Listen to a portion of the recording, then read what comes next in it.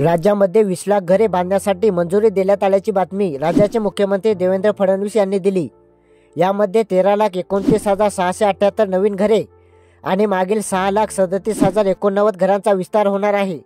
त्यामुळे एका वर्षामध्ये राज्यात 29,66,767 घरे बांधण्यासाठी केंद्र शासनाकडून मंजुरी देण्यात आली आहे।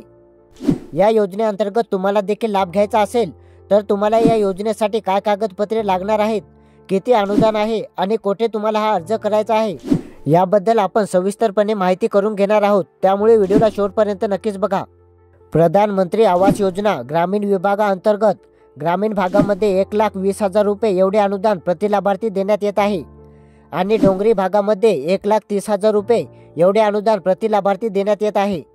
या योजनेसाठी जो लाभार्थी निवडण्यात येईल तो लाभार्थी निवडीचा अधिकार गावच्या ग्रामसभेला देण्यात आला आहे। ग्रामसभेत जर तुमच्या नावाला मंजुरी दिली तरच तुम्हाला घरकुल योजनेचा लाभ मिळणार आहे। घरे बांधण्यासाठी जे अनुदान सध्याच्या स्थितीला दिले जात आहे त्या अनुदानामध्ये वाढ केली जाण्याची देखील शक्यता आहे।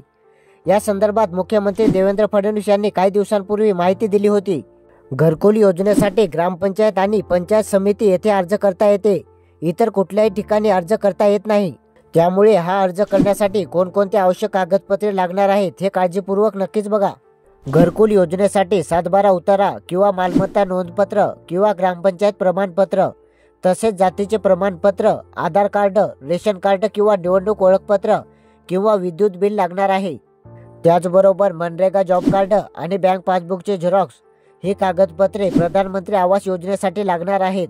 जेव्हा तुम्ही ही आवश्यक कागदपत्रे आपल्या शेजारील ग्रामपंचायत किंवा पंचायत समितीमध्ये दाखल करशाल तेव्हा ग्रामसभेमार्फत तुमचं घरकुल मंजूर केलं जाईल आणि तुम्हाला घरकुल योजनेचा लाभ मिळू शकतो।